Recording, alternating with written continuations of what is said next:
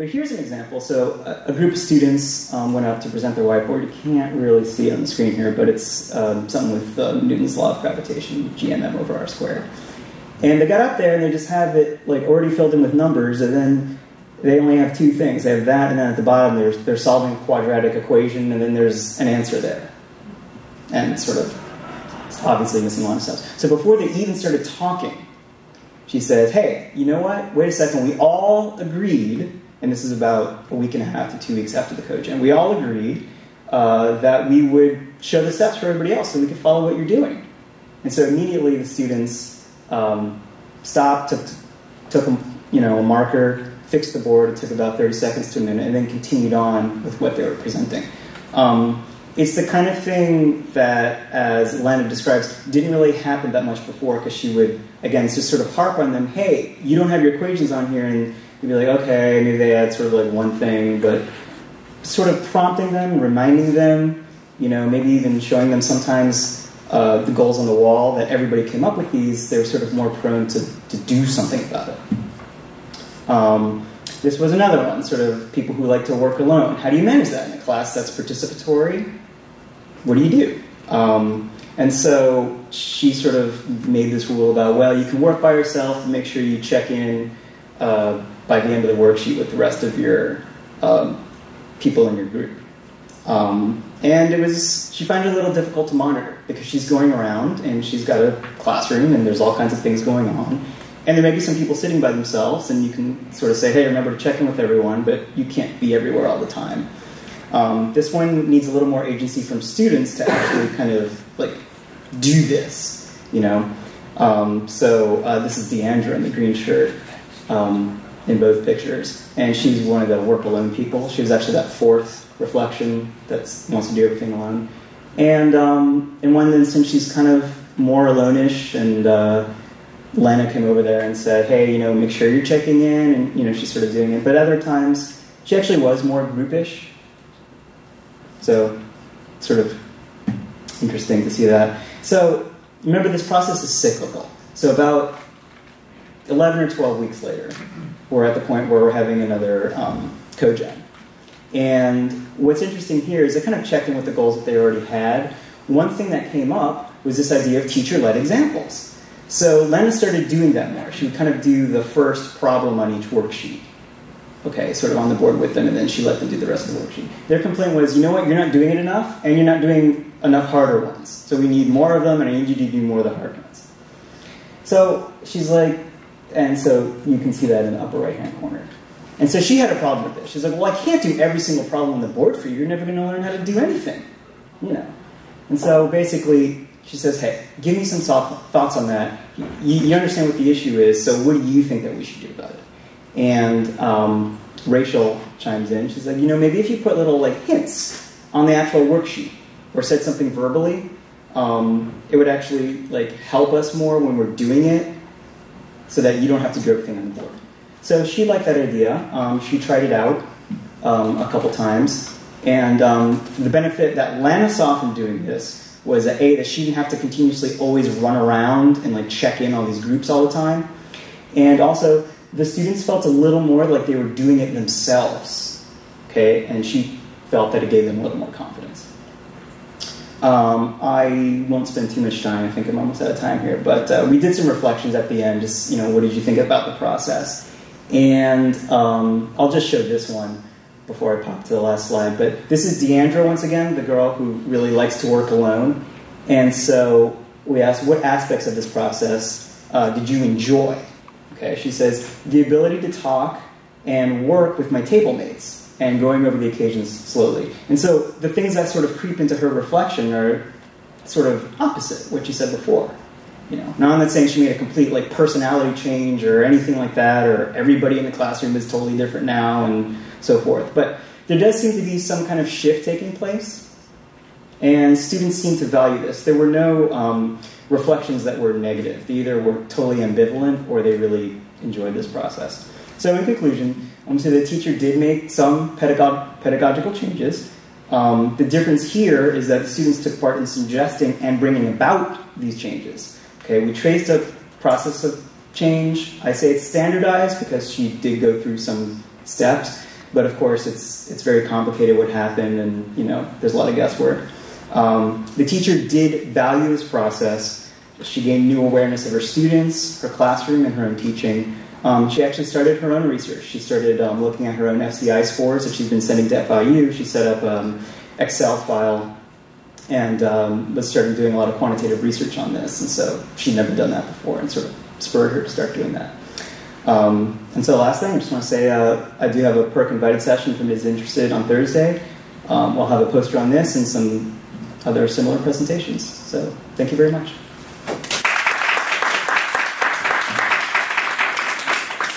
Okay, so maybe we can take a couple of questions quickly, and then we'll move on to Chris, since Chris Emden's still not here. Questions? So one of the questions that always comes up when we're talking about reform techniques, what kind of class time commitment is there to do this simple process?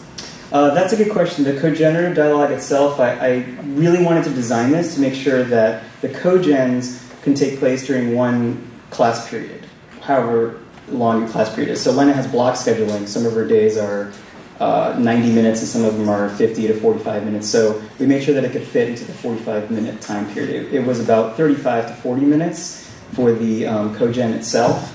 And then, of course, the rest of the time you're sort of going through your lessons, you're going through your class activities, and just taking the time to maybe remind people things on the wall, and as you saw during whiteboard sessions, doesn't really take that much extra time to do. And so she was actually surprised at how little time she had to put into this in terms of classroom time.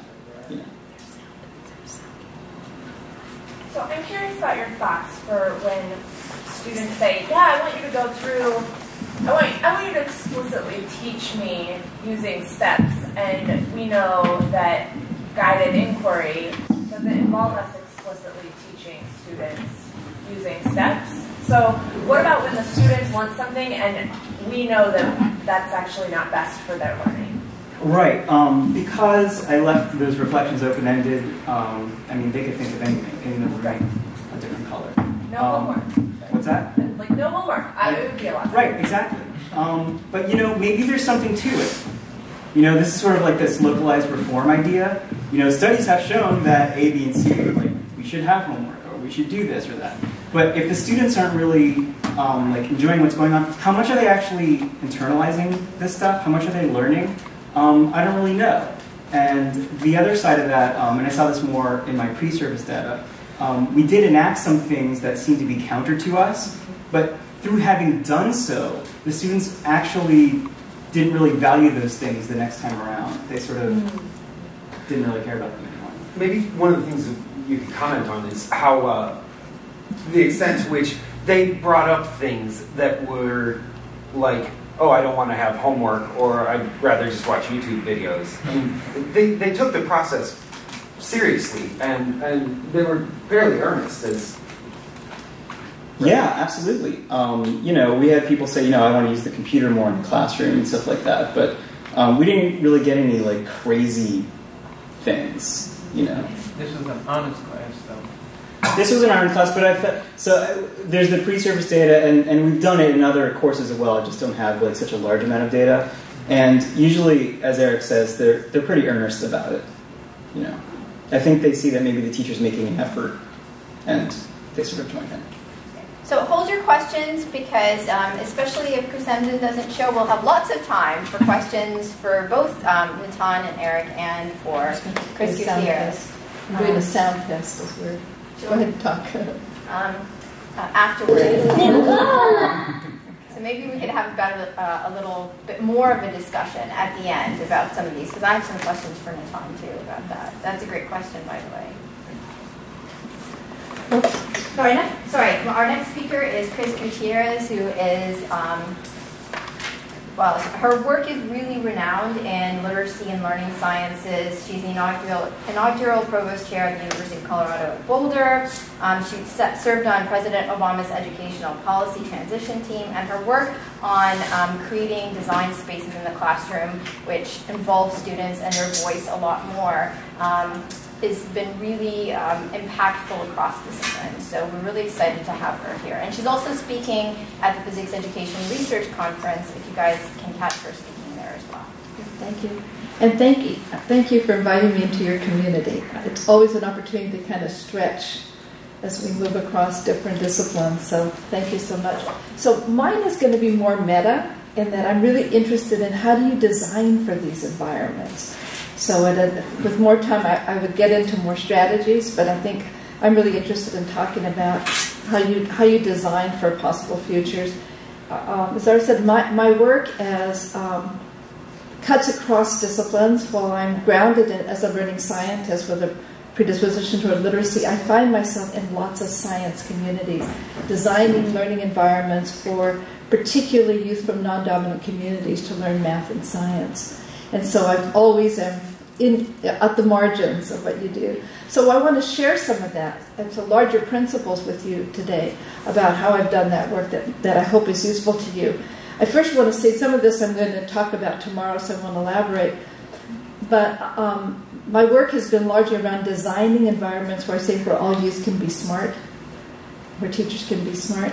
I call those social design experiments. I've collaborated with Mike Cole and Ingerstrom for so many years, and so it is a formative kind of experience, but and it's one that I've used in both elementary, secondary, and university, and if I have time I'll get through all three examples, but if not I'll certainly highlight a couple of them. And I wanted to talk about these environments because I think they advance in very kind of different ways about thinking about learning and pedagogy. And the ones I want to emphasize today are the importance of historicizing education and what I call a very proleptic view of learning, which is quite simply you're thinking about learning, organizing learning for the future, not just in the moment. And so these environments have multiple pathways towards expertise, and that necessarily means that they have to be tool-saturated environments with lots of forms of mediation at work and a notion that I call remediation. So these are the things that I'm going to try to highlight with you today. But I wanted to start out by taking you right into one of my design experiments. This happens to be with elementary, just a real short little clip, elementary school students around an after-school environment that I've designed and run for over 20 years that brings university students to these informal learning environments in which are organized around science and technology. And the main notion for this clip is that you have to think about designing for expertise. And one of the points I want to highlight today is how identity and learning are so intertwined. And that we have to design for the recruitment. We have to recruit particular identities in the ways we design environments. And the kinds of things that are possible when you design environments where kids get to recruit identities as experts. So this really short little clip is of Renee, who was a fifth grader, and came back as a 6th grader in this environment. And he became a chess expert in this environment. And you're going to see a short clip of him with a master's student and his brother, who he's teaching. But I want you to notice that this expertise has allowed Renee not just to be an expert, but to be a trash-talking kind of expert in this environment where he could be smart. So I have the transcript next to it.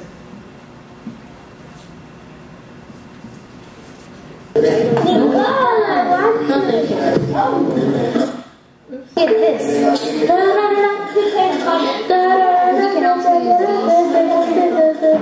I was come on. What's up, Lord? What's up? I know when I do like that, we move another one and then like that. Oh, who got more than by a little kid? You did?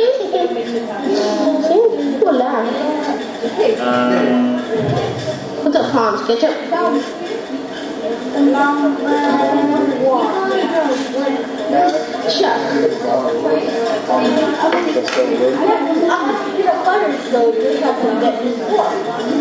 No.